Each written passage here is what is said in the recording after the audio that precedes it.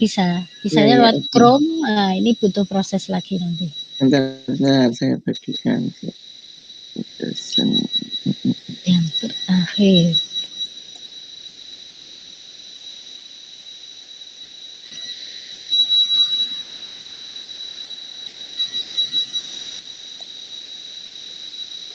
Kalau pengertian observasi kan kemarin sudah dijelaskan Bu Aan ya. Kemudian settingnya juga sudah ya dalam kehidupan sehari-hari misalnya. Kemarin juga sudah dijelaskan. Ini sebetulnya ya ini juga sudah dijelaskan Bu Aan. Mungkin hanya ada belum jelas, belum lengkap. Sebentar kok mungkin gimana ya? memperkuat aja. Google Meet. Di yang pertemuan pertama. Saya baru mau. Bentar, cari bala bantuan sebentar.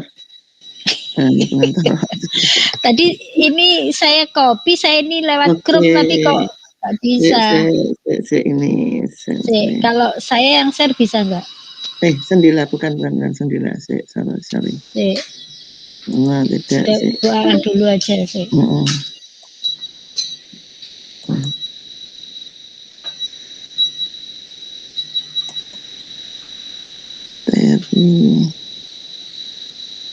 Belum ada sih, bentar. Nggak mau.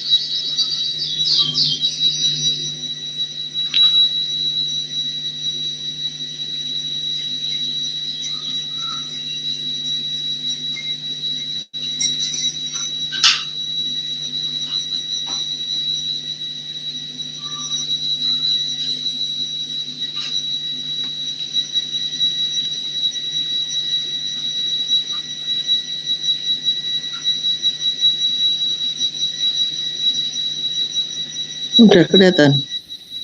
Belum kelihatan? Belum. Nah, sudah sampun Bu Ang. Sebentar.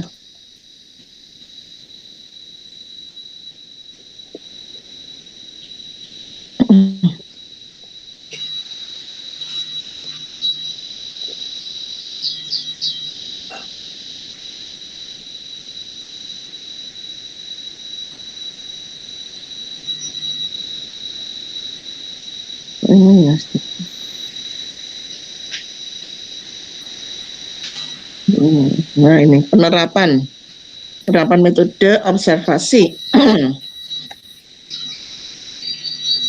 Ini kemarin sudah dibahas ya? Sudah, tapi belum belum detail kemarin.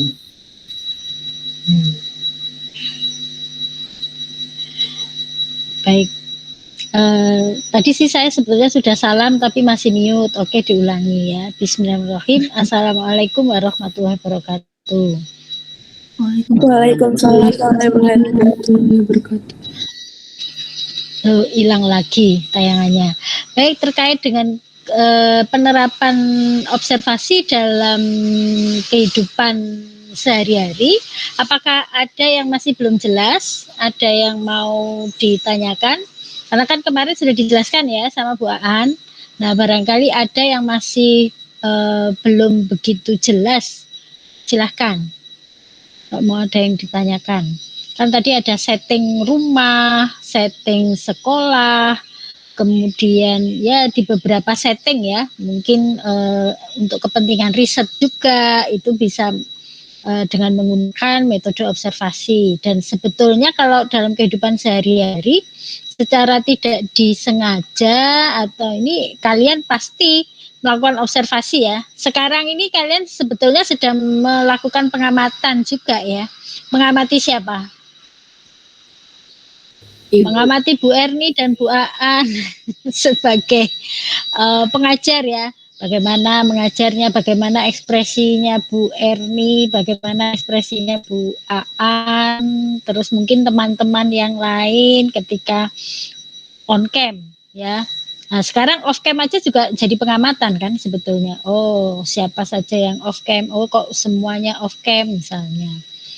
Karena observasi itu melekat ya dalam kehidupan sehari-hari kita itu apa selalu melakukan observasi.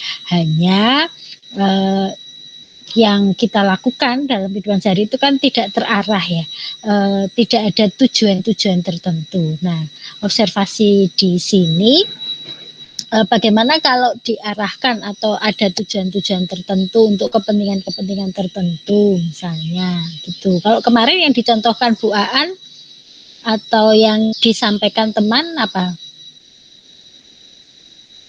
Pelaksanaan praktikum ya. Saat pelaksanaan praktikum kalian juga memang tidak semua mata kuliah praktikum itu harus melakukan observasi ya. Kayak praktikum statistika, psikometri, kontur itu kan tidak ada poin untuk harus melakukan observasi. Tapi seperti mata kuliah biopsikologi, kemudian beberapa macam tes ya, kayak tes intelijensi, tes bakat, mungkin nanti asesmen kepribadian, atau kalau Anda mengambil mata kuliah pilihan tes proyektif, nah Anda pasti harus melakukan observasi juga. Nah ini kan semester 4, berarti tes yang sudah dipelajari ya baru tes intelijensi ya. Tes bakat minat mungkin baru semester sekarang atau semester 5 ya, saya urutannya kok tidak hafal ya sekarang. Tapi yang jelas yang paling awal adalah tes intelijensi. Dalam tes intelijensi apa saja yang harus diamati kemarin, yang harus diobservasi. Kaitannya dengan supaya nanti ada relevansinya dengan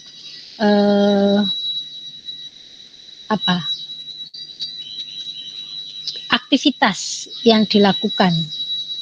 Aktivitasnya adalah melakukan assessment kognitif. Nah, ketika melakukan assessment kognitif, kemudian diperoleh skor.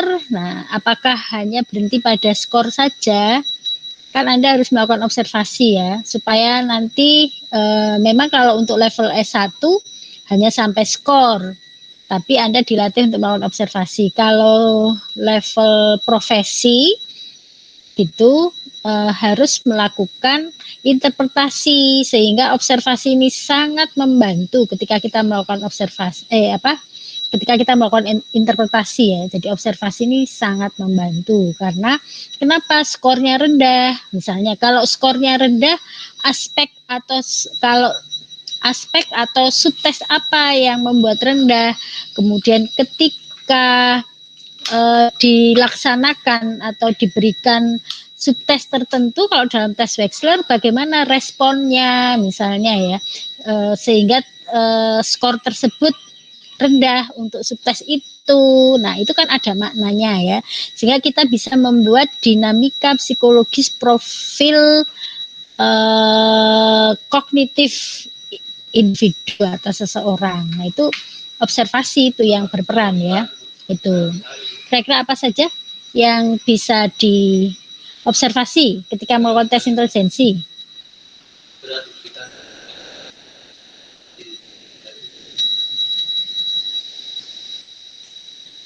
Kemarin kan sudah dibahas tuh sama Bu Aan, apa saja? Kira-kira hal-hal apa yang itu nanti jadi berkaitan dengan aktivitas yang kita lakukan. Kita melakukan assessment kognitif, terus kaitannya dengan skor atau hasil. Kira-kira apa yang perlu diamati? Ekspresi wajah, Bu. Ekspresi wajah. Ekspresi wajah. Kenapa ekspresi wajah perlu diamati? Untuk mengetahui apakah testingnya ini tuh mungkin menunjukkan ekspresi sedikit bingung atau mungkin apakah dia dalam keadaan baik saat melakukan tes gitu, Bu.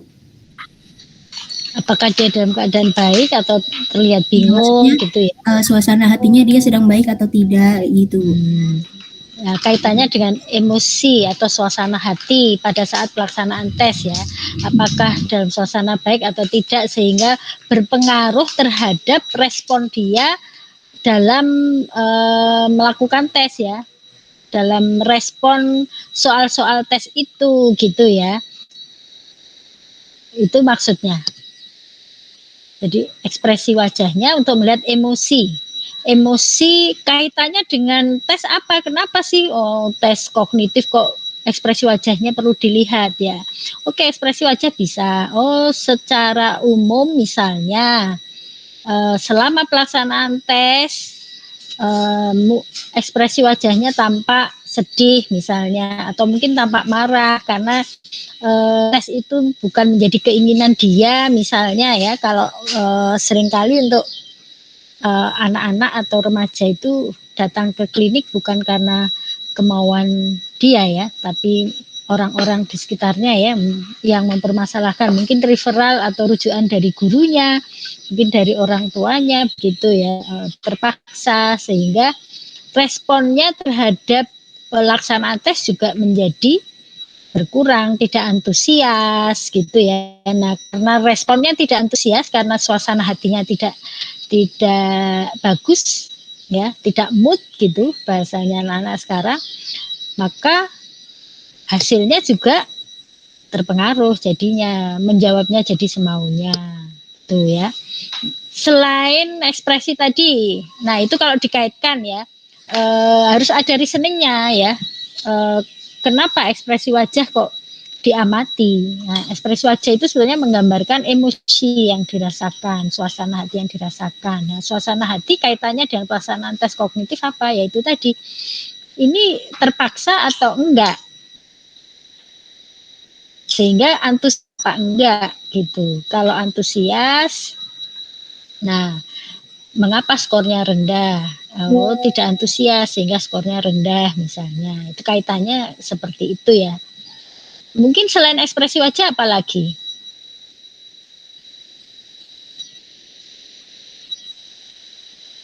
Yang sudah Anda lakukan kemarin loh. Kan Anda sudah melakukan observasi toh. Kan dituntut untuk menuliskan observasinya, tidak hanya sampai skor. Apa kira-kira? Analisis bicaranya, Bu. Analisis bicara, maksudnya analisis bicara? Maksudnya seperti kayak tone suara ketika dia menjawab pertanyaan atau melakukan tes gitu, Bu. Oh, mungkin lirih, tegas gitu, ragu-ragu gitu maksudnya. Iya, Bu.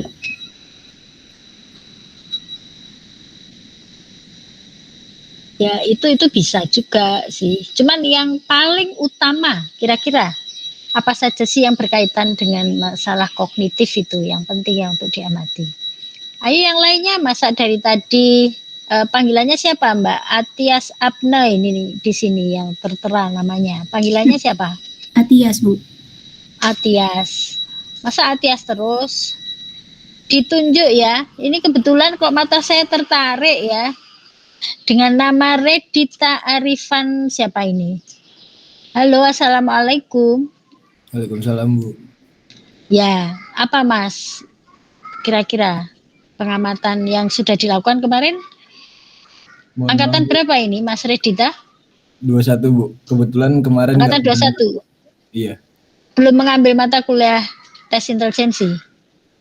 Tes Intel sudah, Bu. Nah, Nah, sudah kan? Ini kan kaitannya dengan kuliah praktikum tes intelijensi kok. Jadi meskipun kemarin tidak masuk OW, minggu yang lalu tidak masuk, ini pertanyaannya terkait dengan observasi yang dilakukan pada saat melakukan tes intelijensi kemarin apa? Yang dilakukan Redita, yang diamati apa? Panggilannya siapa? Redit, Ando, Bu. Andro, Ando. Ando. Arifando namanya ya soalnya ini. Iya, Bu. Oke, Ando. Apa Ando yang diamati?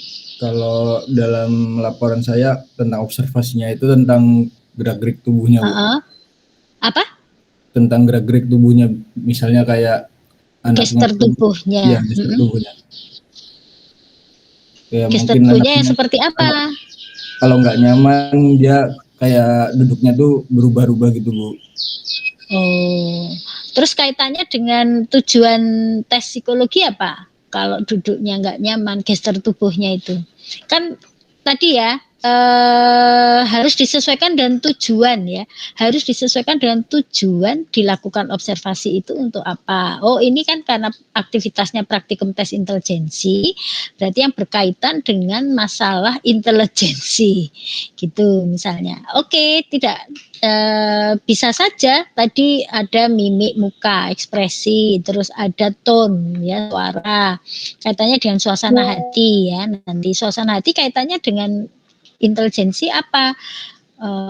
Oh ya dia terpaksa nggak misalnya antusias itu bisa ya seperti itu. Tapi kemudian gestur tubuh ya bisa juga. Tapi kaitannya dengan apa? Kalau dia nyaman atau tidak nyaman, kalau gelisah mungkin berkali-kali merubah posisi tempat duduk ya. Tidak hanya gelisah tapi apa yang bisa diinterpretasi dari berkali-kali merubah posisi duduk, mungkin jadi tidak tenang. Apa?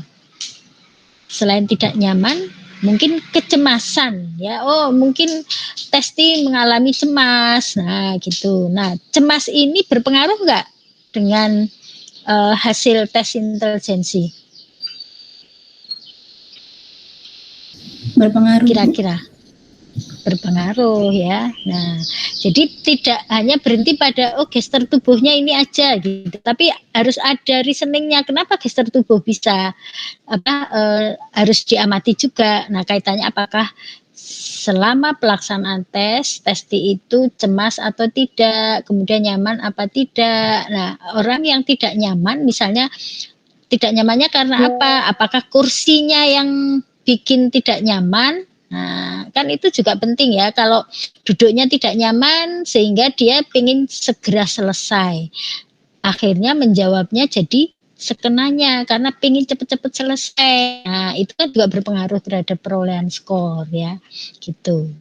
Jadi tetap harus ada reasoning. Oke, bisa itu sebetulnya. Kan bisa untuk mengamati apakah dia cemas apa enggak. Sehingga kalau orang yang cemas itu berpengaruh juga pada hasil tes. Dia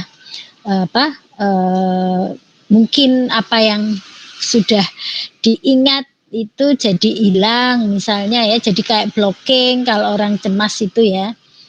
Itu bisa. Oke, selain itu apa aja yang bisa dilihat?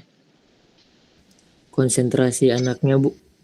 Nah, konsentrasi anaknya mudah beralih atau tidak gitu ya, sehingga berpengaruh terhadap pemahaman terhadap instruksi. Kalau dia nggak konsentrasi dia juga jadi nggak paham. Terus apalagi kira-kira yang bisa diamati? Motivasi anaknya, Bu. Motivasi. Contohnya seperti apa kalau motivasi dalam pelaksanaan tes intelijensi? Mungkin seperti ketika dia menjawab soal dia semangat, seperti tidak memiliki keinginan untuk selalu menjawab dengan baik dan tepat, Bu. Ya, jadi tidak mudah menyerah gitu ya. Ketika menghadapi soal yang sulit ya, selain motivasi biasanya nyambung daya juangnya juga, apakah mudah menyerah ketika ada soal-soal yang sulit. Nah, gitu. Itu kan juga mempengaruhi skor ya. Pemahaman misalnya, apakah dia paham terhadap instruksi secara umum, kalau ini apakah perlu diulang-ulang instruksinya baru dia paham, setelah diulang 2-3 kali baru dia paham, atau cukup sekali dibacakan dia sudah paham dan responnya sesuai, meskipun jawabannya salah tapi responnya sesuai misalnya. Seperti itu kalau konteks tes. Nah, ini kan dalam kehidupan sehari-hari, rumah, sekolah, tempat bermain, tempat bekerja. Nah, apakah ada contoh yang lain misalnya? Coba, siapa yang bisa memberikan contoh?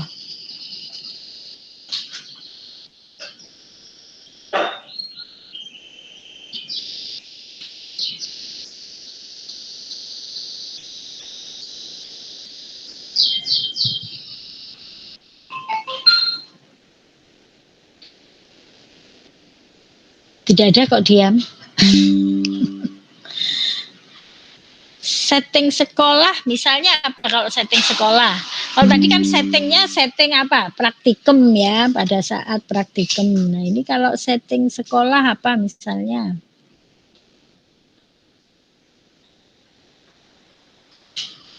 Yang bisa diobservasi apanya kalau setting sekolah?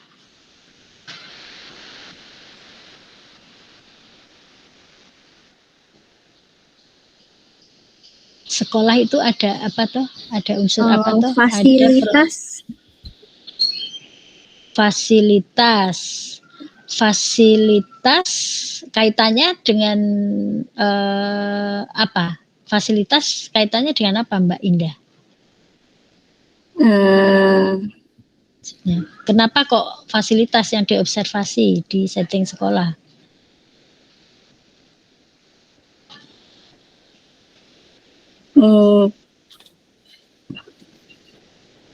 Apa ya? Mungkin karena apa ya, menunjang siswa gitu loh, buat fasilitas yang memadainya kan buat siswa gitu. Fasilitas ini kaitannya untuk apa misalnya? Menunjang siswa itu menunjang apanya dari siswa? Mungkin kreativitasnya atau kebisaannya gitu. Kreativitasnya atau kebisaannya, kemampuannya, iya. Kemampuan maksudnya. Iya. Kaitannya dengan fasilitas apa? Misalnya kayak dikasih fasilitas komputer atau ada fasilitas apa tentang ilmiah. Jadi maksudnya misalnya komputer berarti nanti kebisaan dari siswa berarti di komputer bisa diasah, atau kebisaan dia di bidang lain, maksudnya jadi sekolah tuh ada ngasih fasilitas buat kebisaan gitu. Melihat kreativitas siswa, tapi ini yang faktor eksternal berarti ya. Iya. Ya, yang mendukung kreativitas siswa, misalnya sistemnya yang ada di sekolah, aturannya, kemudian fasilitasnya, gitu ya, itu yang eksternalnya. Kalau yang internalnya, yang dilihat dari kreativitas siswanya sendiri.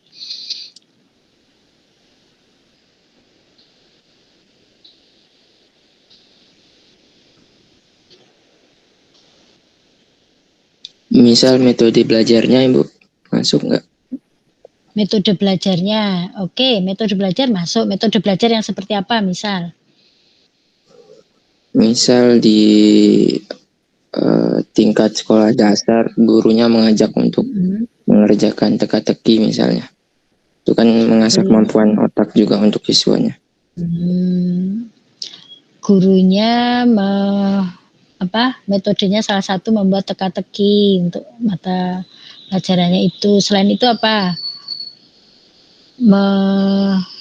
Memberikan kesempatan siswa untuk lebih aktif, memberikan kesempatan siswa untuk apa? Lebih banyak siswanya yang aktif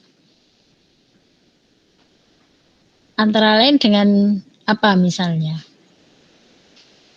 Student active learning, caranya misalnya siswa diminta untuk apa? Bisa masuk sih metode belajar ya Bu Aan ya. Kalau setting sekolah untuk melihat kreativitas siswa. Bisa. Ya. Nah, misalnya. Mungkin tadi kalau fasilitas tadi misalnya, oh ternyata yang berkaitan dengan kreativitas, misalnya, oh ada gamelan, oh ada gitu kan mengasah seni ya. Itu. Tapi Ya. yang dilihat apakah gamelan itu hanya diongrokkan atau digunakan ya untuk mengasah kreativitas. Kalau siswanya ya bisa dilihat dari mungkin performanya, tampilannya, terus kalau di kelas tuh bisa dilihat adakah yang karya-karya siswa misalnya gitu kalau terkait dengan kreativitas. Itu mungkin Bu Erni tambahnya. Ya. Itu yang settingnya ya. Kemudian yang kedua itu bisa apa? Mendapatkan informasi tentang tingkah laku interpersonal seseorang. Nah, contohnya ini apa? Misalnya tingkah laku interpersonal. Interpersonal itu hubungan antara satu individu dengan individu yang lain ya. Saya sama Bu Aan. Misalnya begitu, itu interpersonal ya. Apa misalnya yang bisa diamati? Apanya misalnya? Interaksinya, Bu. Cara berkomunikasinya, Bu. Cara komunikasinya empatik apa sarkastik? Ya, bisa seperti itu. Empatinya misalnya interpersonal itu kan ada kaitan empati ya. Ya enggak? Iya, Bu. Ada unsur itu juga kan. Kepekaan terhadap kepedulian pada orang lain ya. Perilaku prososialnya misalnya bisa juga. Ada lagi yang lain apa misalnya? Kepemimpinan, Bu. Mungkin dalam teamworknya, Bu. Teamwork. Perilaku teamwork, kerjasama. Contohnya misalnya kalau teamwork seperti apa? Misalnya.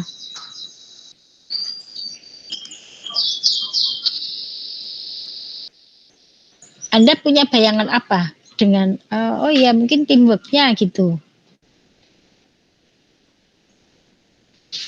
Mungkin dalam di suatu kelompok itu dia berperan seperti apa gitu loh, Bu. Maksudnya apakah dia memberikan peran yang cukup dan dianggap seimbang sama teman-teman sekelompoknya gitu, Bu. Maka dia punya peran yang seimbang dengan teman-teman kelompoknya. Aktif itu ya. Iya, Bu. Kan Anda sudah semester 4 ini, berarti sudah ada beberapa tugas ya. Nah, tugas kelompok. Sudah pernah juga kan tugas kelompok? Sudah, Ibu. Nah ya, apa saja yang dilihat di situ tadi? Maaf ini lowbat.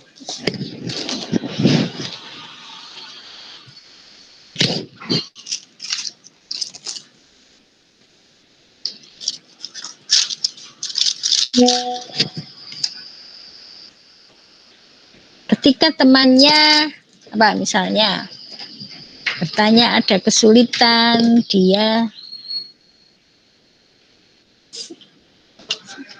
maaf ya ini lowbat, saya cas HP saya laptop saya dulu.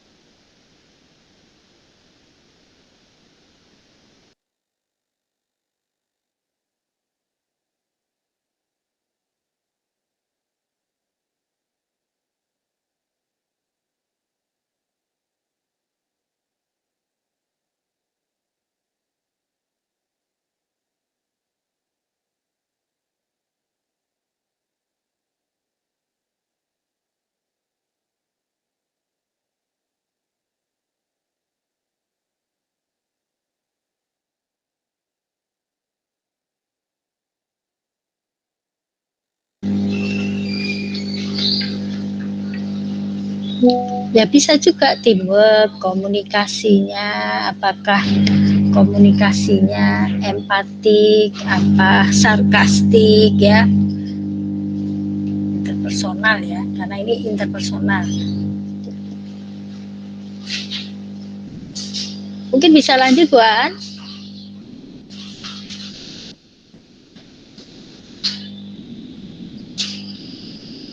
Berikutnya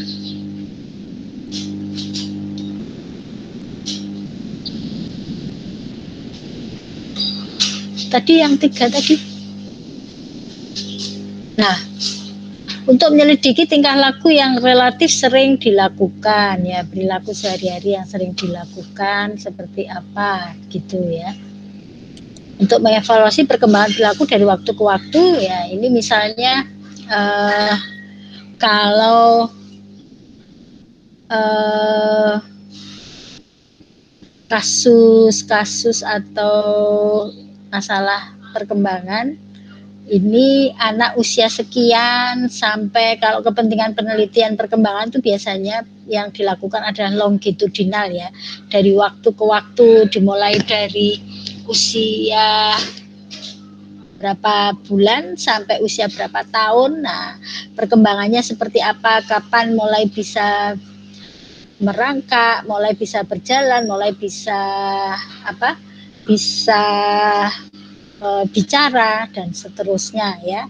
Itu kalau setting ini ya, perkembangan ya dari waktu ke waktu. Atau bisa juga di sini ini untuk mengevaluasi perkembangan perilaku dari waktu ke waktu, misalnya ketika ada masalah, misalnya ada hambatan perkembangan begitu, kemudian diberikan intervensi ya, diberikan intervensi dan memberikan stimulasi. Contohnya misalnya ada masalah speech delay misal ya, speech delay itu maksudnya ada keterlambatan pada kemampuan berbicaranya. Nah, setelah diberi intervensi, diberi stimulasi ya terkait dengan keterbatasannya tadi, kemudian kita amati bagaimana progresnya, kemajuannya ya dari waktu ke waktu itu. Oh, setelah 3 bulan intervensi, progresnya apa yang diperoleh gitu. Oh, semula kalau mengucapkan satu kata hanya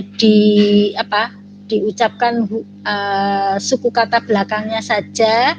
Oh, setelah intervensi 3 bulan dengan beberapa latihan-latihan gitu ya, dia sudah bisa mengucapkan satu kata penuh walaupun artikulasinya belum jelas. Nah, kemudian nanti di intervensinya masih dilanjutkan ya, karena ini anak sudah usia 4 tahun misal, tapi ada speech delay misal begitu, harusnya kan sudah bisa menyambung kalimat tapi dia belum. Nah, oh ternyata setelah 6 bulan, 3 bulan berikutnya dia sudah bisa menyambung 2 kata. Nah, itu seperti itu ya, evaluasi perkembangan perilaku dari waktu ke waktu itu kalau speech delay. Nah, mungkin tidak hanya speech delay, tapi ada beberapa perilaku yang lain gitu. Secara khusus digunakan untuk penelitian tentang perkembangan anak yang mungkin tidak bisa dengan metode lain. Nah, ya seperti yang saya sampaikan tadi, ini biasanya kalau perkembangan anak ya menggunakan metode longitudinal. Karena masih anak-anak, belum bisa dilakukan wawancara, maka satu-satunya cara adalah dengan observasi gitu. Itu mungkin tambahan dari saya, Bu Aan, terkait dengan penerapan metode observasi.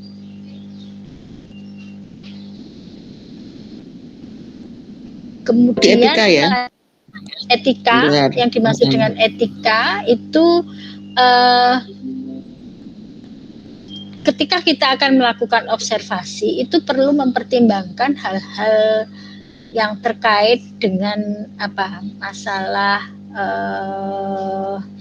kesejahteraan klien atau observi atau orang yang kita observasi ya. Di sini perlu dipertimbangkan secara matang ya konsekuensi negatif yang tidak diharapkan sebagai akibat observasi di lingkungan subjek. Yang pertama, kemudian yang kedua, langkah pengamatan perlu diambil agar subjek yang diobservasi, terutama yang bermasalah, tanda petik ya, tidak lebih menderita atau lebih berat masalahnya karena dikenai observasi. Poin 1 dan poin 2 ini berkaitan ya. Ketika kita akan melakukan observasi, maka kita perlu mempertimbangkan secara matang konsekuensi yang akan dirasakan oleh klien atau orang yang akan kita amati. Jangan sampai muncul dampak negatif setelah kita observasi. Maksud kita baik, tapi malah menimbulkan masalah. Itu maksudnya. Maksudnya seperti apa? Di observasi kok ada dampak negatif. Nah, dampak negatif di sini misalnya ketika seseorang itu tahu bahwa dia diobservasi, selain perilakunya menjadi tidak natural karena dia tahu diamati ya, sehingga mungkin dia menjadi tidak natural, itu tidak bisa leluasa berperilaku karena dia tahu. Jadi ini terus dia merasa tertekan juga gitu, merasa tertekan. Nah, ketika dia merasa tertekan itu kan jadi ini ya, tidak nyaman gitu. Itu yang dimaksud, supaya tidak lebih menderita atau menjadi muncul masalah yang lain gitu. Muncul masalah yang lain, dia menjadi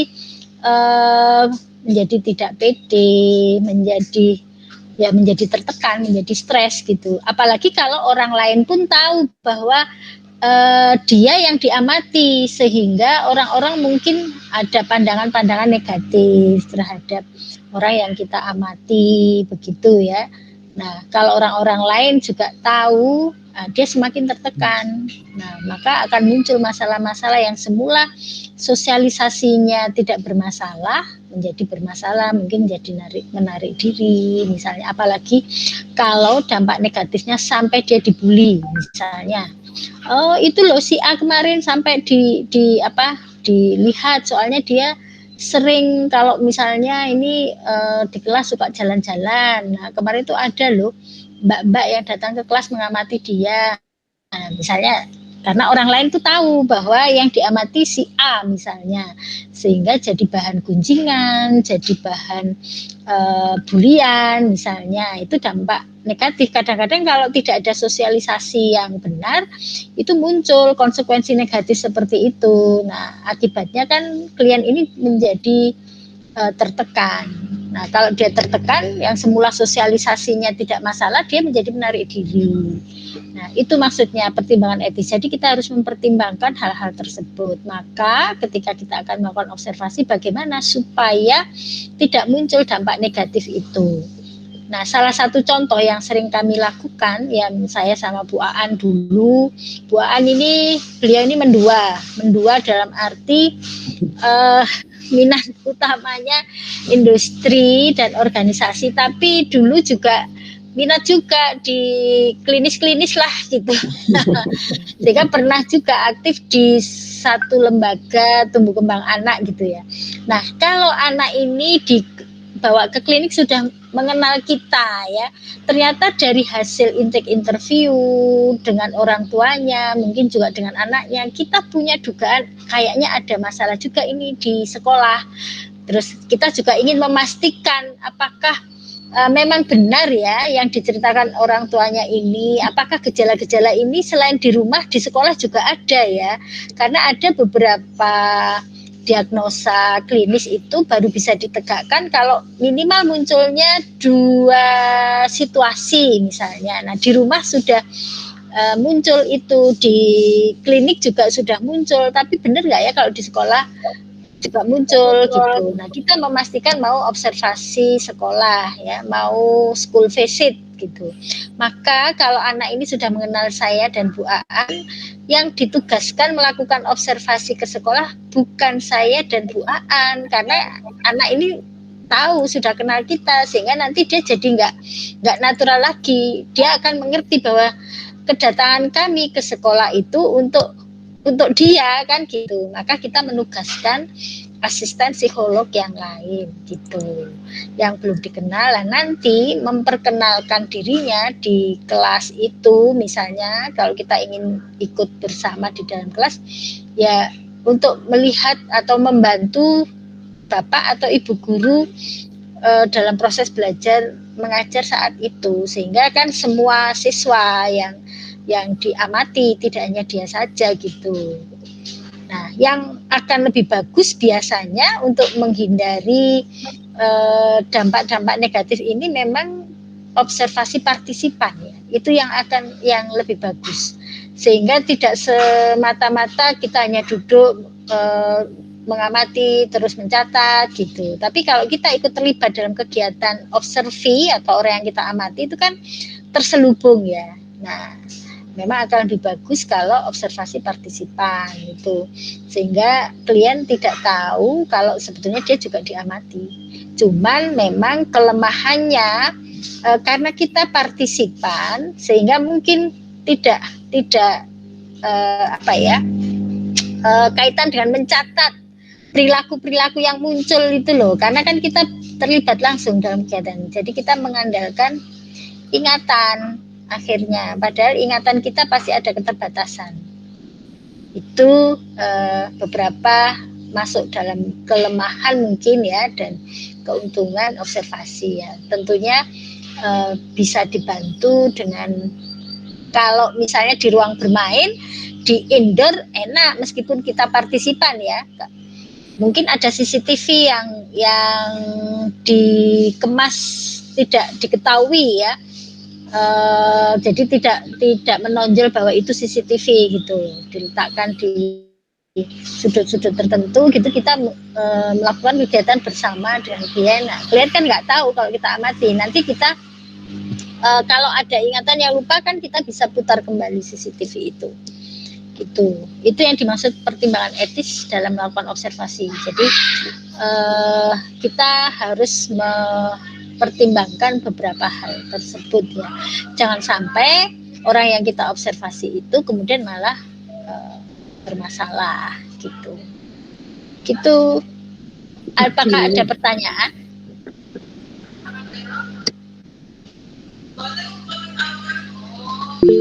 Penjelasan saya bisa difahami kah?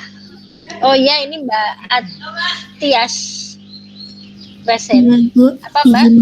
Izin bertanya. Tadi kan Ya. yang observasi partisipan itu kan kita kayak mengikuti kegiatan yang diikuti oleh orang yang kita observasi gitu Bu. Berarti istilahnya kayak kita tuh nyamar gitu ya Bu, buat mengobservasi orang itu. Ya, gitulah istilah ininya.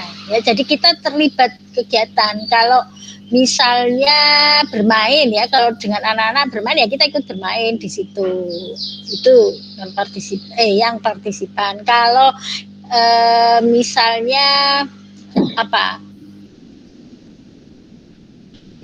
yang dilakukan orang yang kita amati, kita ikut bersama-sama. Misalnya forum rapat ya, kita terlibat dalam rapat itu juga gitu. Forum diskusi misalnya ya, kita masuk dalam forum diskusi itu, kita termasuk salah satu bagian dari anggota di situ gitu.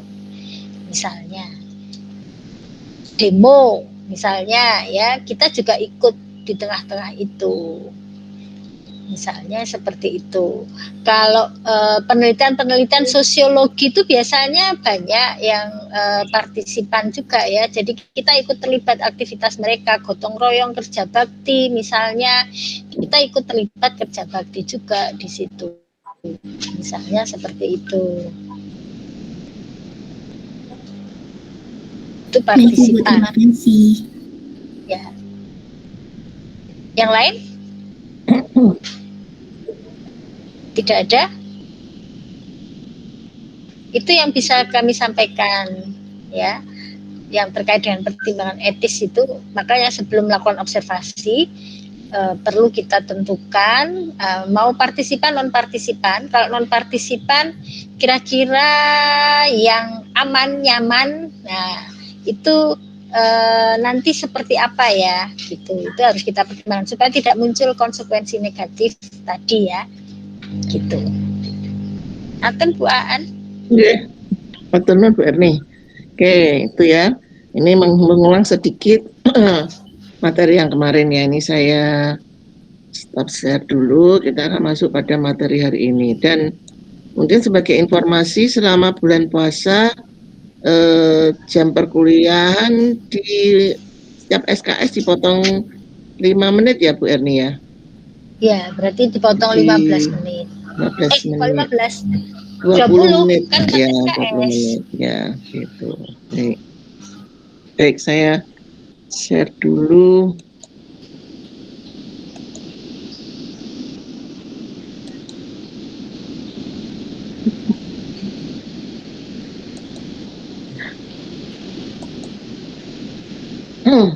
Kita akan masuk di wawancara ya. Kelihatan belum ya? Proses Bu Ana, sampun sudah kelihatan. Nah, kelihatan ya. Nah, kok tanya bentar juga. Kelihatan jelas nggak? Jelas kok, cuman ini Jelas, memang Jadi berslide-slide. ya. Oh, itu jadi yang berslide-slide. seru. Ini yang mau saya.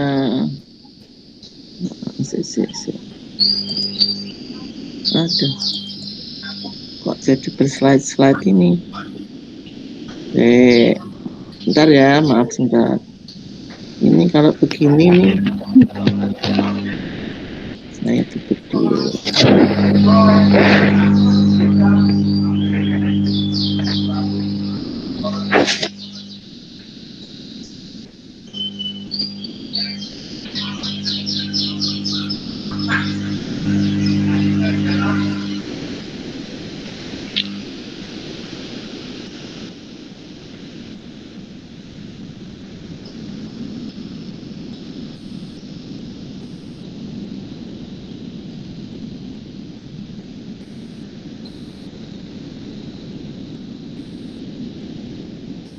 Tadi bisa yang apa materi yang tadi bisa itu?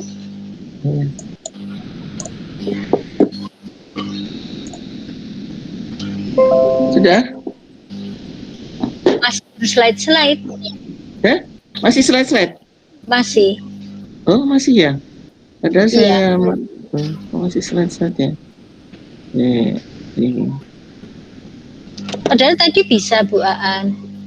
Oh ya, tak tutup panunya ya, ditutup aja.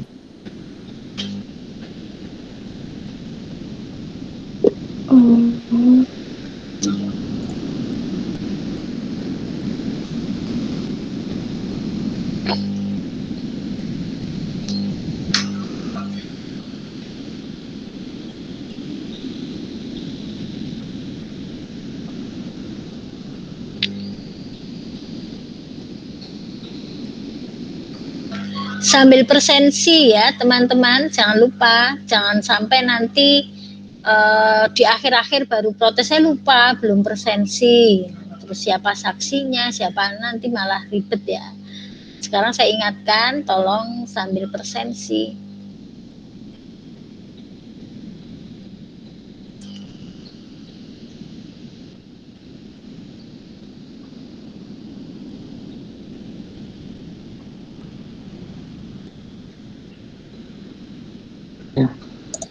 Kelihatan belum?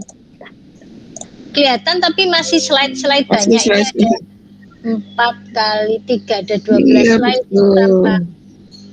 Sudah? Nah, sampun, sudah. Iya. Oke.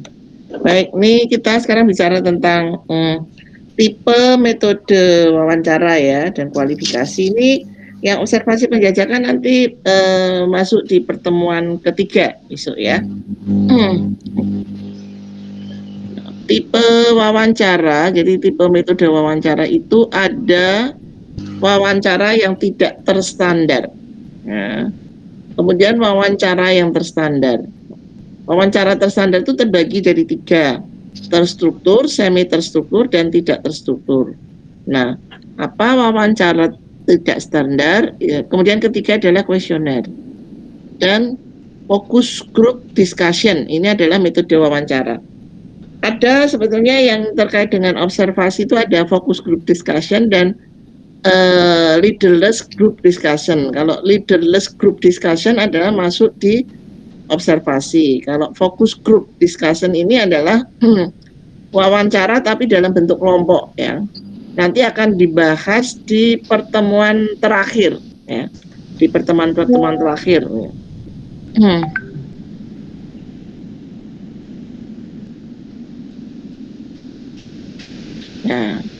Nah, wawancara yang tidak terstandar itu adalah tidak ada daftar pertanyaan yang sama diajukan kepada semua responden. Jadi karena mungkin ada tema ya, ada tema wawancaranya. Wawancaranya itu ingin melakukan wawancara tentang apa? Gitu. Misalnya adalah melakukan wawancara mengenai apa ya? Mengenai yang bisa itu misalnya ini wawancara tentang terkait dengan motivasi belajar misalnya. Nah, kemudian masing-masing responden, jadi si interviewer itu karena tidak ada pertanyaan, maka si interviewernya melakukan wawancara hanya mengandalkan motivasi belajar apa. Nah, sehingga karena tidak ada guide antara responden 1, responden 2, responden 3, pertanyaannya bisa beda-beda.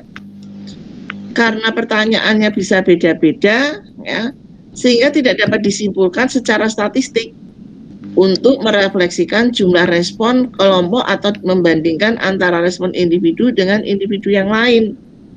Ya. Jadi pertanyaan itu hanya sebagai patokan yang sifatnya berdiri sendiri. Contoh misalnya ketika kita melakukan wawancara tentang motivasi belajar. Pertanyaannya sebetulnya motivasi belajar itu apa? Definisinya ya, adalah semangat, keinginan untuk semangat untuk belajar sehingga mendapatkan prestasi yang bagus, usaha untuk mendapatkan prestasi yang bagus. Nah, kemudian sebetulnya kalau kita melakukan wawancara yang terstandar tadi, ya, itu dari definisi tadi ada aspek-aspek apa yang mau dilihat untuk mengetahui wawancara mengetahui motivasi belajar siswa. Aspek apa yang dilihat? Misalnya adalah konsistensi belajarnya, ketekunannya ya, konsistensi belajar, terus kemudian usaha yang dilakukan itu misalnya ketekunannya ya, metode belajarnya misalnya begitu. Nah, kalau ini nggak ada, mungkin yang si satu itu ditanyain terkait dengan jadwal belajar, yang kedua mungkin ditanyain oleh cara belajarnya gimana gitu kan. Jadi nggak nyambung ya, nggak nyambung. Jadi nggak bisa dibandingkan antara misalnya yang dilakukan wawancara pada 10 orang. Kita ingin mengetahui motivasi belajarnya bagaimana gitu. Kalau kita ada standarnya, ada patokannya, tadi aspek yang mau kita lihat adalah misalnya jadwal belajarnya ya, jadwal belajarnya itu teratur atau hanya ketika mau ulangan misalnya.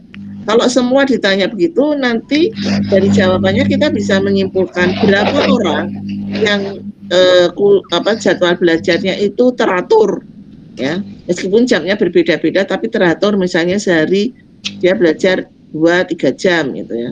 Terus berapa orang yang belajarnya itu hanya pada saat mau ujian, mau ulangan. Nah, itu karena kita memberikan pertanyaan yang sama, sehingga kita bisa menyimpulkan ukur, yang yang belajar tadi dengan jadwal yang sama setiap hari belajar itu berapa orang.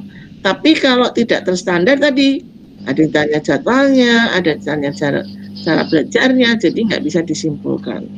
Jadi pertanyaan ini hanya sebagai patokan yang sifatnya independen atau berdiri sendiri. Ya.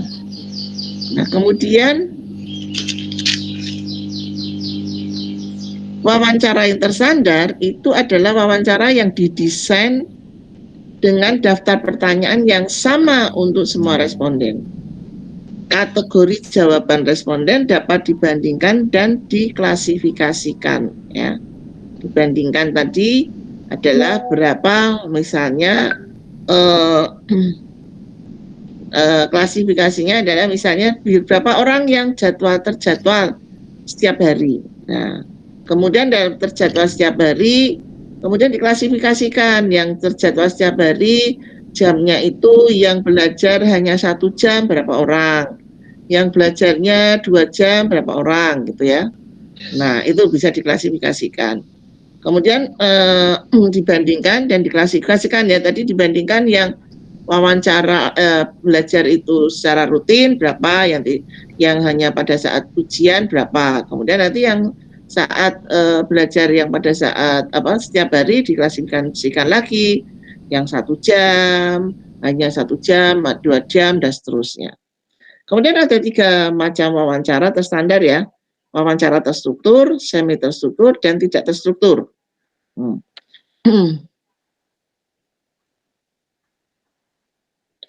Nah, wawancara yang tidak terstruktur itu pedoman wawancara berupa garis besar permasalahan yang akan ditanyakan. Ya. Wawancara bebas menggunakan kalimat yang berbeda untuk pertanyaan yang sama. Bebas menggali pertanyaan jika respon terhadap pertanyaan tidak jelas, tidak lengkap, dan tidak relevan. Kemudian wawancara ini adalah yang sudah menguasai topik yang diteliti sehingga sangat tahu apa yang harus ditanyakan berdasarkan komunikasi dengan informan ya. Kemudian biasanya digunakan untuk memahami tujuannya adalah memahami suatu hal atau pengalaman. Wawancara yang tidak terstruktur ini ya, contoh misalnya ketika Anda melihat wawancara di televisi untuk menggali informasi tentang suatu hal. Contohnya adalah makin ada pemerintah akan melakukan menaikkan BBM ya. Nah, menaikkan BBM itu tentunya akan banyak reaksi ya dan berdampak. Nah, kemudian akan dilakukan wawancara kepada beberapa ahli ya. Misalnya melakukan wawancara pada ahli ekonomi, ahli sosial ya, untuk mengetahui respon masyarakat seperti apa gitu kan. Kemudian untuk ahli ekonomi ya, dan sebagainya. Nah, kemudian si responden tadi ya, yang si interviewer udah tahu, udah menguasai topiknya misalnya secara ekonomi itu kenaikan BBM itu pengaruhnya di mana ya. Kemudian masyarakat seperti apa gitu kan, dia punya panduannya, ada panduannya gitu ya. Tetapi ketika mengajukan pertanyaan, misalnya guide wawancara itu ada beberapa guide ya, guide wawancara berapa guide. Nah, kemudian ketika mengajukan pertanyaan itu dia tidak dibatasi harus nomor 1 dulu, nomor 2 dan sebagainya.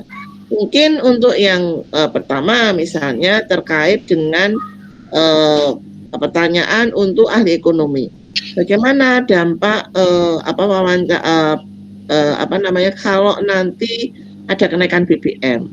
Dampaknya kemana gitu ya. Misalnya berdampak ini karena kenaikan BBM akan mempengaruhi biaya transportasi. Biaya transportasi adalah akan juga berpengaruh terhadap biaya produksi ya. Nah, biaya produksi karena kalau kita menghasilkan produk ini harus dikirim ke mana gitu ya, ke Jakarta, kemana-mana, itu kan butuh transportasi. Nah, transportasi karena BBM-nya naik pasti menjadi tinggi sehingga harga jualnya menjadi naik ya. Nah, kemudian harga jual ini dapat informasi seperti itu. Nah, kemudian kalau di sosial mungkin itu baru pertanyaan dampaknya. Kalau pertanyaan mungkin yang terlalu awal dulu. Nah, ini bicara dampak di pertanyaan nomor berapa. Karena ini sudah ada jawaban dari ahli ekonomi yang berkaitan dengan dampak, maka langsung ditanyakan dampaknya gitu. Jadi tidak dibatasi oleh urutan urutan dari guide ya, guide. Dan tidak harus persis sama dengan guide itu. Bisa menggunakan kalimat bahasa yang bebas. Ya. Terus itu ya, jadi ini harus menguasai topiknya, ya harus menguasai topiknya. Jadi tahu apa yang harus ditanyakan berdasarkan tadi hasil informasi dengan informan tadi. Ya. Nah ini adalah digunakan untuk memahami sesuatu hal, ya, menggali apa namanya ya pengalaman, menggali ide, pendapat, ya gitu tentang suatu hal. Oke. Sampai di sini tadi ya wawancara terstruktur, wawancara terstandar, terstruktur ini tidak terstruktur.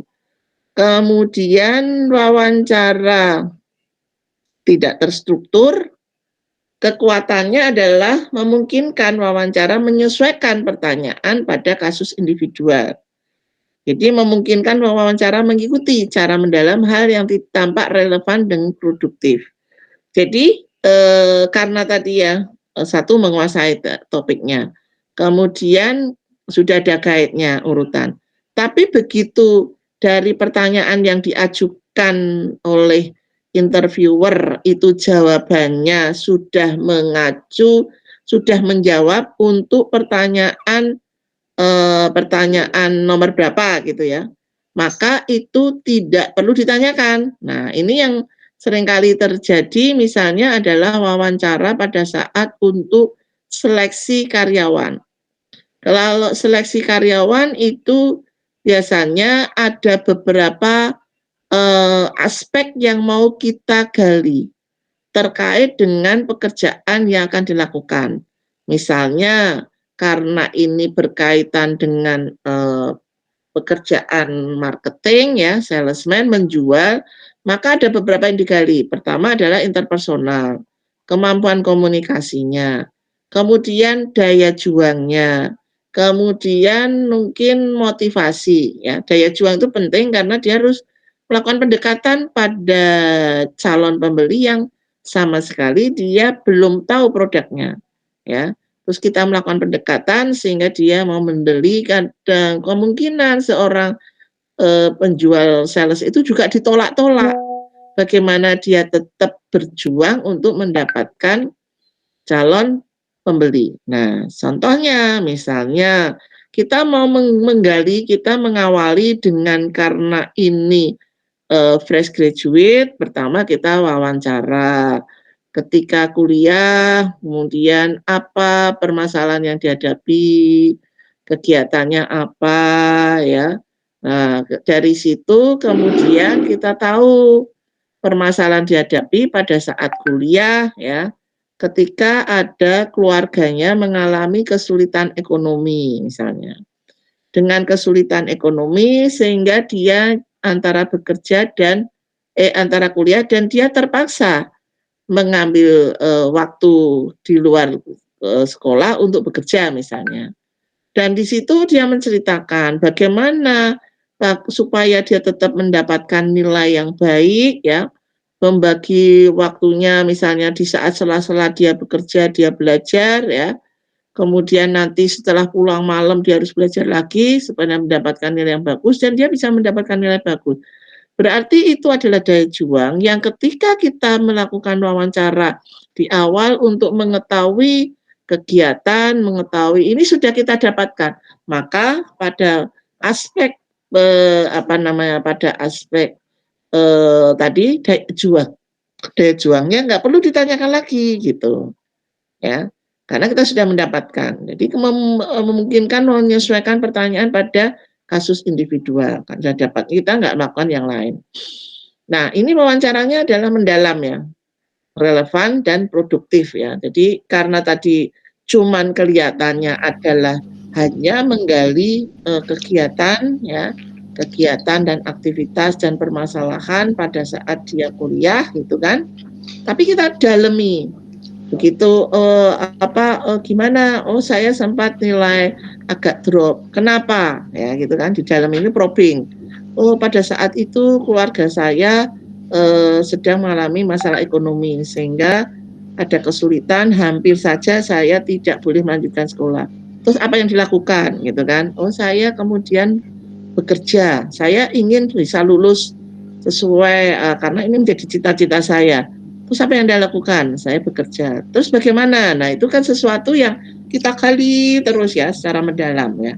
Dari penggalian itu kita bisa dapatkan kegiatan apa yang dilakukan, kita bisa mendapatkan permasalahan yang dihadapi dan bagaimana dia mengatasinya. Dalam proses permasalahan yang dihadapi dan mengatasi, kita sudah bisa mendapatkan, oh ini orang ini mempunyai daya juang yang bagus. Maka pertanyaan yang berkaitan dengan daya juang nggak usah ditanyakan. Berkaitan dengan motivasi mungkin tidak sudah dapatkan dari situ. Karena tadi dari pertanyaan dia pengen lulus tetap kuliah. Dia tetap berusaha menunjukkan nilai yang baik. Nah, gitu ya. Itu tadi ya jawabannya. Kelemahannya adalah tidak selalu diperoleh hasil yang sama dari semua interviewee. Variasi dapat menyebabkan konsistensi rendah jika beberapa mewawancarai orang yang sama. Nah, membutuhkan waktu yang lama ya karena tadi depth interview ya dalaman. Nah, kedua adalah wawancara yang semi terstruktur. Adalah wawancara yang menggunakan guide. Ya, pertanyaan yang tidak rinci. Hanya menggunakan tema-tema pokok akan membantu wawancara dalam memfokuskan pertanyaannya kepada interviewee. Nah, guide ini adalah pertanyaan yang lebih spesifik. Kalau tadi misalnya pertanyaan tentang daya juang gitu kan, daya juang. Nah, itu definisi daya juang itu apa? Kemauan seseorang untuk misalnya berupaya keras melakukan usaha supaya apa yang menjadi tujuan tercapai. Tapi tidak ada guide-nya. Tapi kalau semi terstruktur ada pertanyaannya. Kalau daya juang apa yang pernah mungkin bisa diceritakan pengalaman saat Anda menghadapi masalah yang sulit. Kemudian apa yang Anda lakukan? Bagaimana upaya yang dilakukan misalnya, hasilnya bagaimana gitu kan. Nah, itu kan ada pertanyaan yang ada pertanyaan ya, tadi ada tema kemudian ada pertanyaan ya, memfokuskan ya, tidak terlalu rinci pertanyaan sampai tidak detail, nanti akan beda lagi dengan yang sangat terstruktur. Kemudian sekarang adalah wawancara yang terstruktur ya.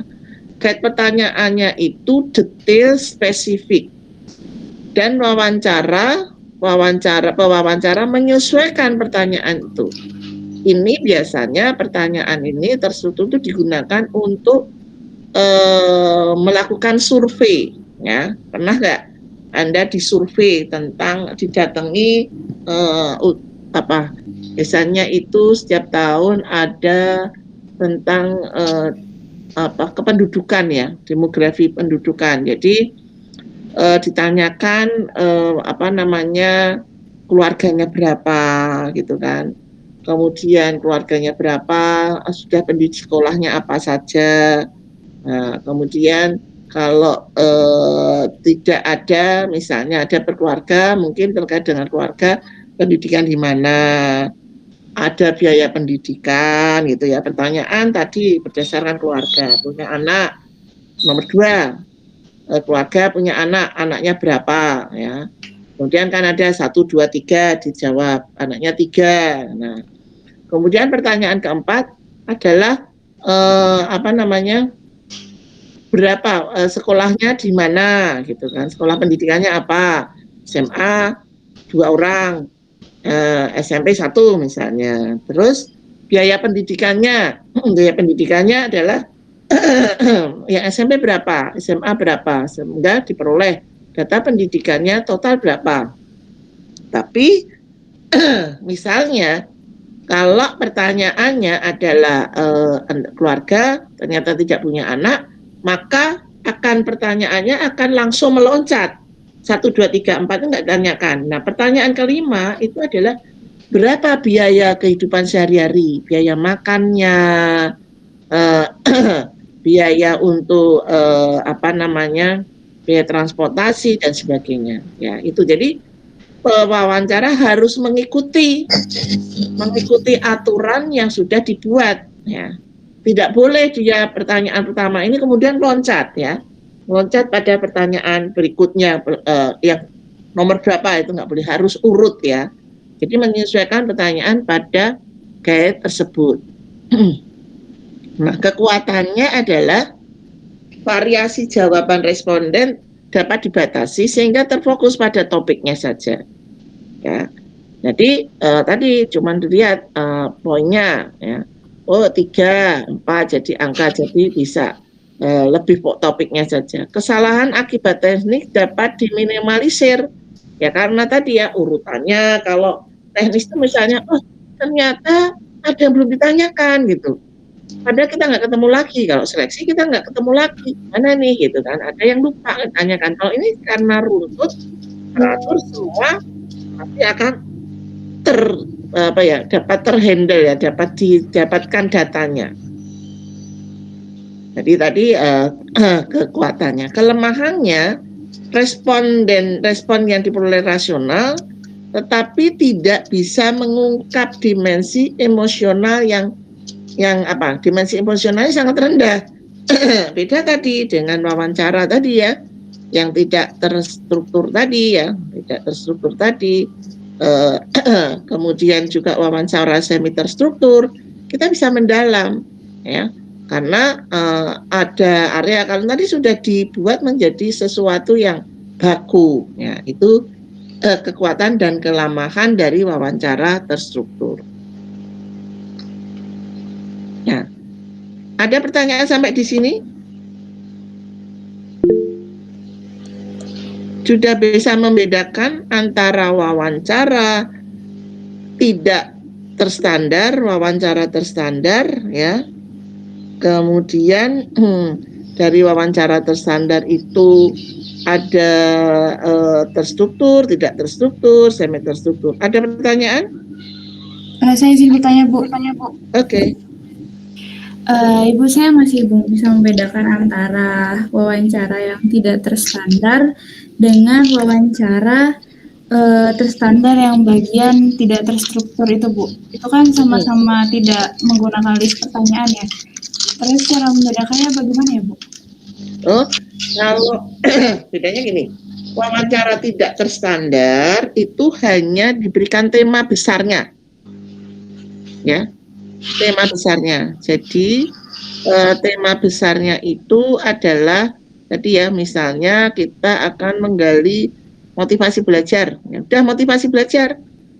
Dia tidak ada pertanyaan, tidak ada daftar pertanyaan. Aspek apa yang mau digali dari motivasi belajar? Ya, meskipun mungkin tadi secara umum motivasi belajar definisinya apa. Terus yang ditanyakan adalah mungkin terkait dengan, di situ hanya ditanyakan masalah terkait dengan motivasi belajar itu apa, rutinitas belajar ya, rutin apa enggak gitu. Nah yang satu rutin atau enggak gitu. Terus yang satu ditanyakan masalah rutin itu, rutin dan tidaknya, tapi mungkin tidak ditanyakan yang lain gitu loh. Itu. Yang satunya lagi ditanyakan tentang apa gitu, tentang bagaimana rutin tadi ya, cara belajarnya gimana ya gitu, cara belajarnya seperti apa supaya mendapatkan nilai baik misalnya gitu. Itu adalah kalau tidak terstandar, paham nggak? Sehingga tidak bisa dibandingkan ya. Nah, wawancara yang terstruktur dulu ya, terstruktur dulu itu adalah yang dilakukan ya, wawancara yang dilakukan adalah tadi misalnya motivasi belajar itu yang ditanyakan adalah tadi rutinitas belajar, metode belajar gitu kan. Nah kemudian cara belajarnya ya, tadi rutinitas belajar itu ada yang rutin ada yang enggak ya, jadi ada yang rutin ada tidak. Nah kemudian yang rutin itu adalah ditanyakan lebih lanjut. Rutin itu gimana jamnya, dari jam berapa sampai jam berapa. Yang tidak rutin adalah pada saat misalnya mau ulangan baru belajar gitu kan. Nah hingga kan bisa dibandingkan antara wawancara satu dengan wawancara yang lain gitu kan, responden satu dengan responden yang lain. Nah tadi yang wawancara terstandar tadi, Kemudian dibandingkan lagi yang tidak terstruktur dan semi terstruktur maupun yang terstruktur. Yang tidak terstruktur tadi mungkin sudah ada panduannya tadi. Mau dia menanyain cara belajarnya dulu ya, atau dia mau menanyain rutinitas belajarnya misalnya gitu ya.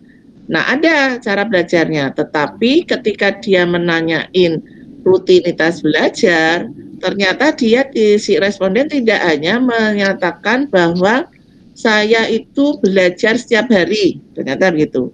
Setiap hari saya belajar dari setelah maghrib sampai jam 9 misalnya. Nah, selama saya belajar, maka yang saya lakukan caranya adalah saya membaca lagi materi yang sudah dapatkan materi tadi pagi. Kemudian saya membuat ringkasan misalnya. Nah, dari situ kan dia sudah terjawab. Maka cara belajar itu tidak perlu ditanyakan. Paham nggak sampai di sini? Ya paham, Bu. Ya, gitu ya. Jadi tidak ditanyakan ya. Yang penting ya tadi kan wawancara sebentar ya. Saya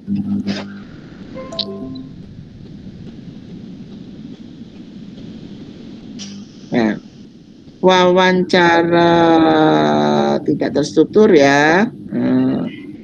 Tidak terstruktur tadi adalah menyesuaikan ya kondisi individu tadi. Nah, kalau dia bicara mengenai tadi rutinitasnya, ini kemudian dia mau jelaskan lebih panjang lagi terkait dengan cara.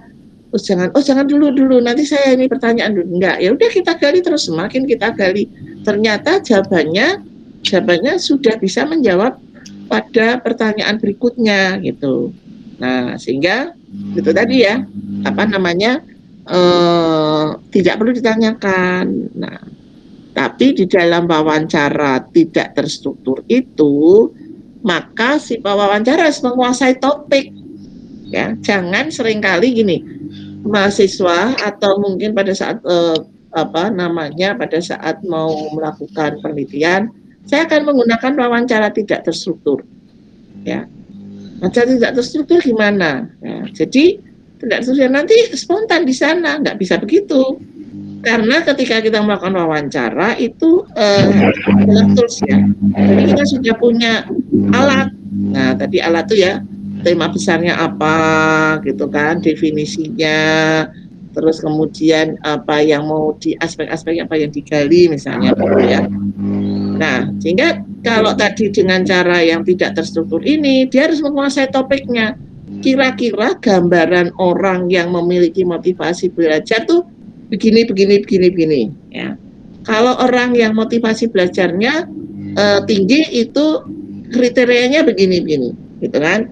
Sehingga ketika kita menggali itu, apakah apa yang disampaikan itu sudah menggambarkan data yang kita mau butuhkan atau belum ya, itu harus menguasai topiknya ya. Jadi akhirnya akan kita mendapatkan data yang kita harapkan gitu.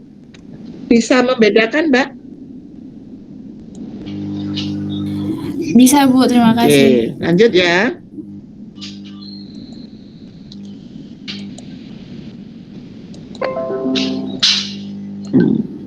Sekarang kita masuk ya ini. Ada lagi yang mau tanya? Nah, ini contoh nih. Contoh pertanyaan yang terstruktur, semi terstruktur, dan tidak terstruktur. Tujuannya adalah mengetahui konflik antara anak orang tua dalam hubungannya dengan kenakalan remaja. Wawancara ini jadi tujuannya adalah mengetahui konflik antara anak dan orang tua. Wawancara dilakukan pada beberapa anak sebagai sampel yang diketahui tidak melakukan kenakalan, dan beberapa anak yang diketahui telah melakukan beberapa jenis kenakalan. Itu. Jadi temanya konflik antara anak dan orang tua, kemudian respondennya yang mau diwawancara adalah anak yang tidak pernah melakukan kenakalan, dan beberapa anak yang diketahui telah melakukan beberapa jenis kenakalan. Nah, kemudian instruksi wawancara. Wawancara yang tidak terstruktur itu adalah temukan bentuk konflik pada anak dengan orang tua. Apa saja yang dapat menimbulkan konflik antara anak dan orang tua? Ya, kan umum banget ya. Konflik berkaitan dengan ketidaksetujuan, ketegangan masa lalu saat ini, dan perbedaan pendapat, argumen, hingga terjadi konflik fisik. Apa sebabnya sehingga hal itu menjadi konflik? Buat beberapa kategori contoh konflik dan tekanan yang terjadi. Buatlah beberapa kategori contoh konflik dan tekanan yang terjadi. Jadi 2 pertanyaan tadi instruksinya wawancara, ya. Temukan konflik antara anak dan orang tua. Apa saja yang dapat menimbulkan konflik? Konflik berkaitan dengan ketidaksetujuan, ketegangan masa lalu, dan perbedaan pendapat, ya. Apa sebabnya sehingga terjadi konflik, ya. Kemudian wawancara yang semi terstruktur. Instruksinya, temukan kemungkinan beberapa jenis dan ketegangan antara anak dan orang tua, ya. Gali agar konkret, ya, gali agar konkret dan detail jenis tipe konfliknya. Ada 12 bidang kemungkinan konflik yang kita duga, dan lihat daftar pertanyaan di bawah. Pertanyaan pertama, jadi ada beberapa daftar pertanyaan, daftar konfliknya, ya. Kemudian pertanyaan pertama masih bersifat pendekatan, ya, tidak langsung pada poin konflik. Untuk membangun raport dengan responden dan menunjukkan sikap tidak berpendapat terhadap remaja yang mempunyai konflik dengan orang tua. Jadi pertama kita melakukan raport, ya, melakukan dari pertanyaan supaya terkesan bahwa supaya tadi si remaja tadi yang punya konflik dengan orang tua menjadi lebih terbuka, ya. Tidak terkesan bahwa kita antipati dengan orang yang mengalami konflik tadi. Coba sebutkan berapa bidang konflik antara orang tua setelah menyampaikan 1-2 pertanyaan. Nah, kemudian daftar bidang potensial konflik adalah pertama penggunaan mobil keluarga. Ini kan yang sering kali kendaraan, masalah kendaraan. Ini pertanyaan pertemanan ini karena karena saya mendapatkan ini adalah dari buku textbook, ya. Jadi pertemanan sesama jenis. Nah, ini masuk di sana kalau kita enggak, ya. Nah, kemudian kencan, masalah sekolah, keagamaan, sholat, keyakinan gitu, dan pandangan politik, ya. Bekerja di luar rumah, kemudian uang saku, merokok, ya, minum-minuman, ya, kebiasaan makan, pekerjaan rumah tangga. Nah, ini daftar bidang potensial yang tadi bisa menimbulkan konflik, ya. Nah, ini kan sering pekerjaan rumah, ya, sering kan orang tua sama anak, ya. Kebiasaan makan, ya. Kadang-kadang lupa, ini misalnya lupa saudaranya banyak dimakan atau gimana dan sebagainya, ya. Cara makannya yang mungkin tidak sesuai dengan keinginan orang tua, yang harusnya duduk malah mungkin dia makan di meja kursi makan, dia makannya di mana misalnya, gitu kan. Nah, ini minuman itu minuman keras, ini adalah memang temanya yang ada di luar negeri, ya. Jadi tidak sesuai dengan kita. Nah, kemudian wawancara yang semi terstruktur. Nah, tadi cuma umum, ya. Semi terstruktur adalah apa jenis permasalahan yang dihadapi remaja dan orang tuanya. Nah, kemudian apakah mereka selalu sependapat dengan orang tuanya? Nah, ini yang umum. Apakah beberapa teman Anda mempunyai masalah dengan orang tuanya? Nah, ini untuk tadi ya secara umum. Apakah ada jenis ketidaksepakatan yang lain yang Anda miliki?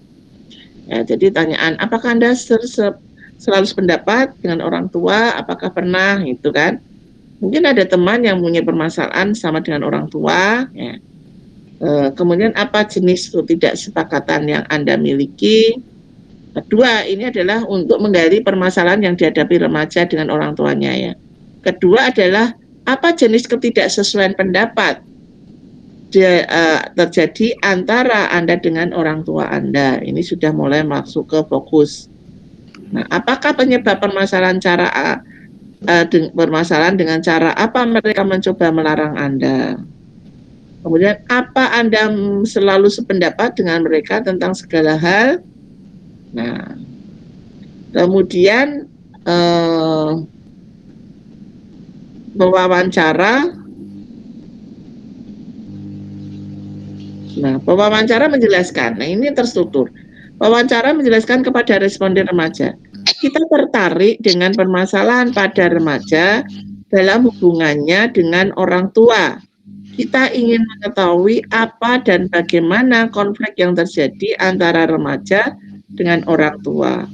Apakah konfliknya itu hanya sederhana saja atau menjurus pada pertengkaran yang serius? Ini ada daftar bertanya. Ada daftar beberapa jenis permasalahan yang terjadi.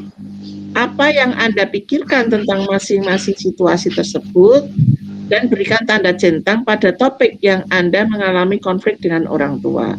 Seberapa sering hal sering itu terjadi? Jika Anda tidak pernah berkonflik, beri centang pada kolom kata tidak. Ya. Nah, kemudian berikan kartu pertama. Jadi karena ini tadi di sini tuh ada 12 ya. Tadi ya, ini ada sebentar.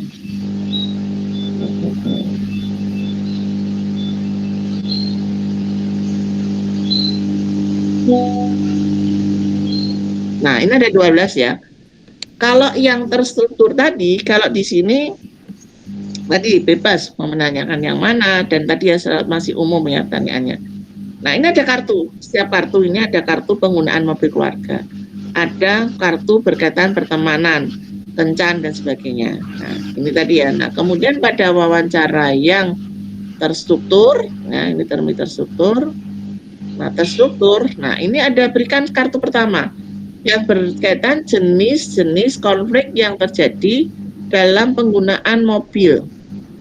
Jika Anda tidak memahami beberapa pernyataan yang berkaitan dengan ketidaksepakatan Anda dengan orang tua berkaitan dengan masalah mobil, berikan kartu tersebut pada saya akan menjelaskan.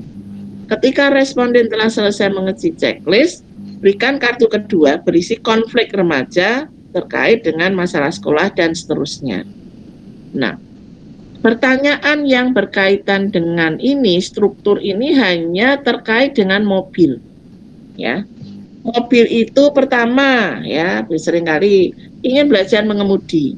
Ya, mungkin usianya belum mencukupi ya. Usianya belum mencukupi, pengen naik motor sendiri ya gitu. Mendapatkan lisensi SIM ya.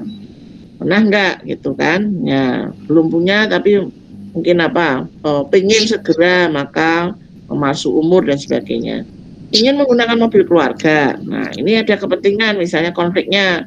Karena ada kepentingan yang satu mau pakai, satunya pakai bareng. Nah, siapa yang menggunakan dulu misalnya cara mengemudi, nah juga ngebut dan sebagainya. Sering menggunakan mobil, menjaga kebersihan, memperbaiki mobil, ingin mempunyai mobil sendiri. Nah, ini adalah tadi dari berkaitan dengan konflik tadi, ini salah satu konflik yang ditulis secara rinci.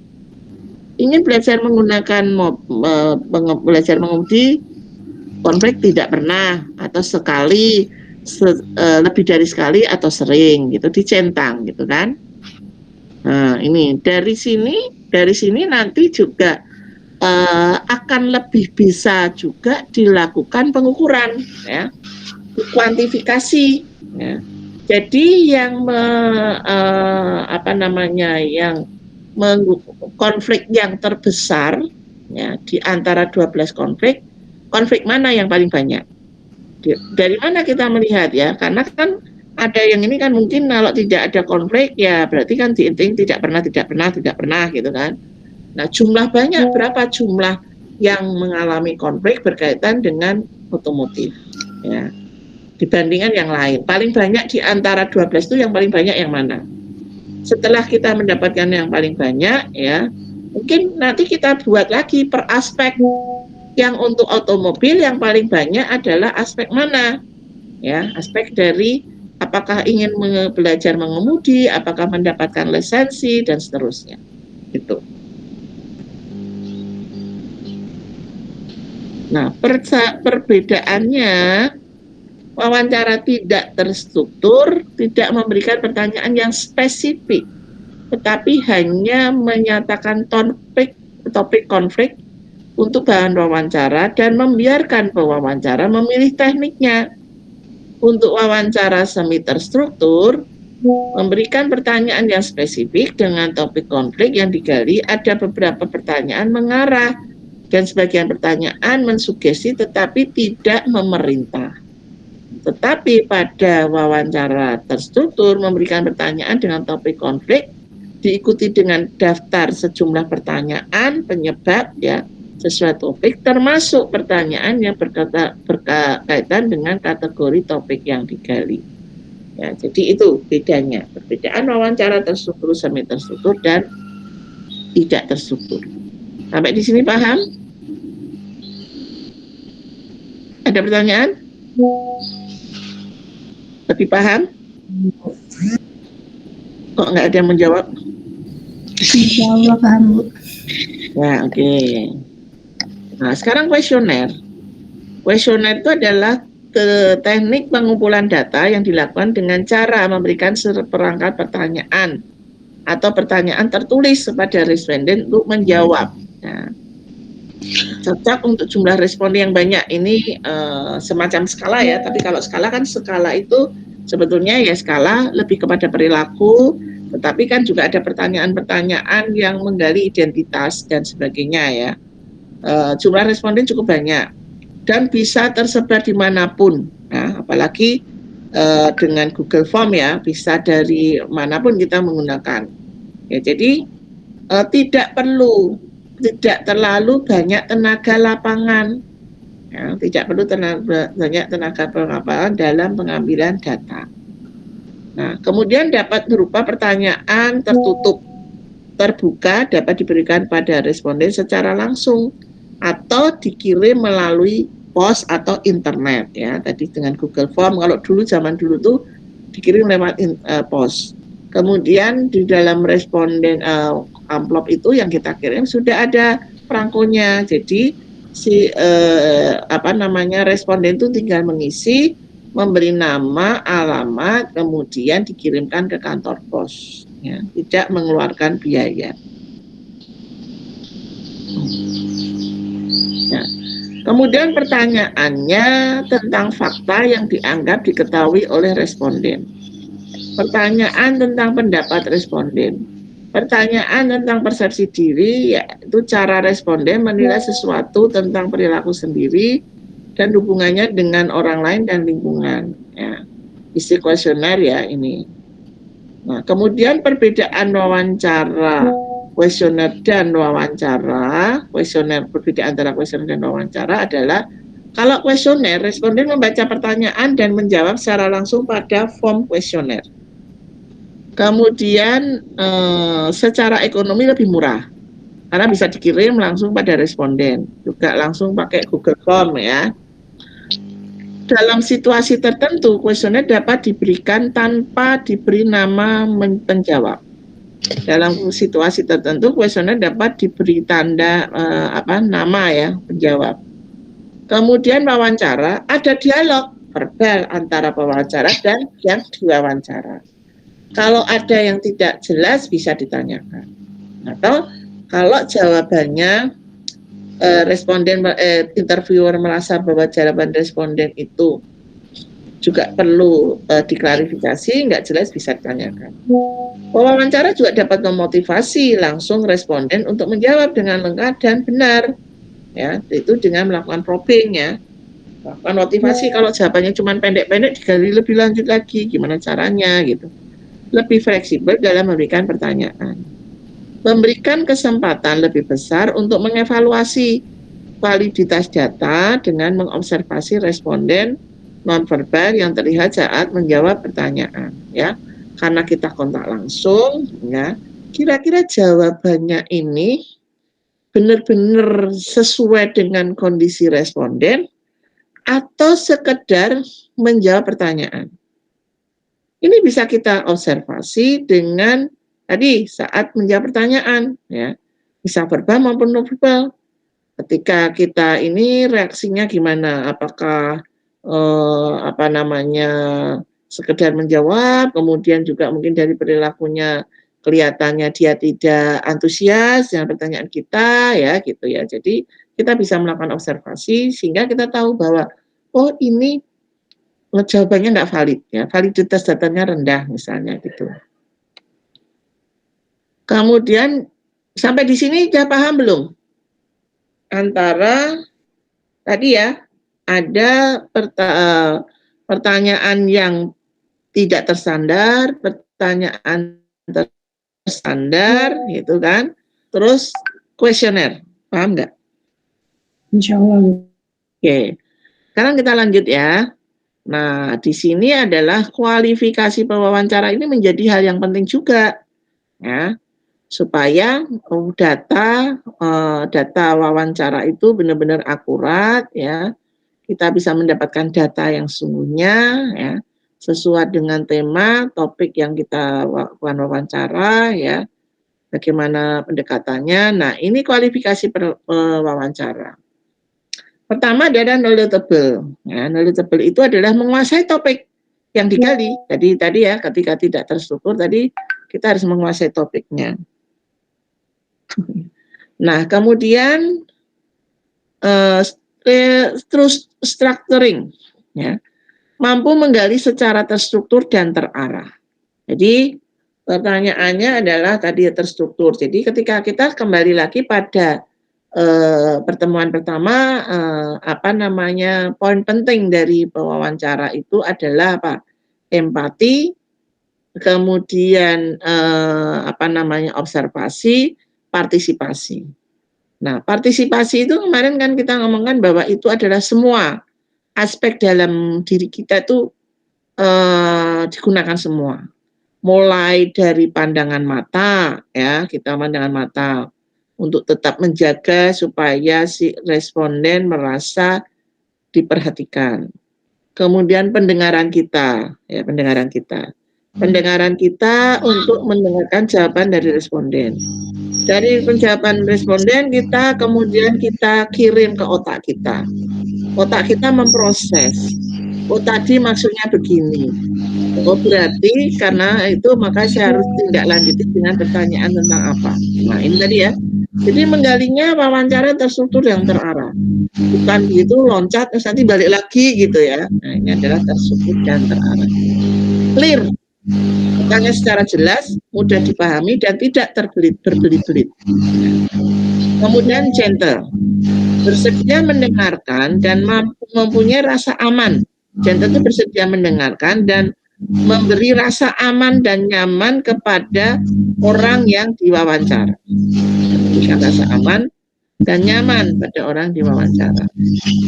Sensitif, empati, mampu menjawab apa yang tersirat dan tersurat dari orang yang diwawancara. Ya. Ini tadi yang tersurat dan tersirat itu berarti bahasa verbal, non verbal gitu ya. Open, berpikir terbuka, welcome terhadap pandangan-pandangan subjek. Ya. Kita harus menerima apapun yang disampaikan subjek, jangan menggunakan pandangan kita, ya, masukkan pandangan kita. Jadi kita harus bisa menerima pandangan-pandangan terhadap subjek. Sharing, tahu informasi apa yang harus digali. Mampu mengendalikan jalannya wawancara. Jalannya wawancara itu kadang kita akan menemukan orang yang kalau di banyak orang yang banyak ngomong ya maka ceritanya bisa kemana-mana. Pernyataannya banyak tetapi tidak menjawab tema. Nah kita harus menggiring orang itu untuk kembali lagi pada tema utama. Tapi memang di sini perlu teknik tertentu ya untuk itu kan jadi kayak cut ya, orang yang lagi banyak bicara kemudian kita potong. Nah potongnya gimana supaya tidak membuat dia merasa tidak dihargai misalnya, tapi potongnya mungkin agak sedikit sudah ada kayak berakhir dan maaf Pak Bu, kita kembali ya ke topik ya, tadi mungkin Bapak sudah berbicara tentang apa, tapi kita kembali ke topik, kita mengambilkan jalannya wawancara ya. Nah, kritikal, cukup kritis terhadap jawaban orang yang diwawancarai sehingga mampu mengembangkan follow up question. Follow up question itu tadi ya, probing tadi ya, probingnya ya, melakukan probing, kemudian klarifikasi gitu. Remembering, mampu mengingat dengan baik apa yang telah dibicarakan sehingga pembicaraannya selalu nyambung. Ya tadi ya, apa yang disampaikan jangan ditanyakan lagi gitu. Tadi sudah disampaikan ya, maka kita harus nyambung gitu bicaraan. Interpreting, mampu menyerap, menginterpretasikan jawaban-jawaban sehingga dapat mengembangkan follow up question tadi yang saya sampaikan. Ini peran otak ya. Jadi tadi yang dijawab, didengarkan, masuk kita kirim ke otak, diinterpretasikan jawaban sehingga dapat mengembangkan selanjutnya tanyain apa ya gitu. Nah sekarang tugas kelompok ya, ini sudah punya kan kualifikasi pelamar, sudah punya kelompoknya. Bisa di stop sharing ya, sudah punya kelompok, sudah dibagi kelompok ya. Ketua kelas kemarin sudah membuat kelompok. Atau ada pertanyaan belum sebelum kita masuk ini kok? Sambil saya cari ininya, YouTube-nya.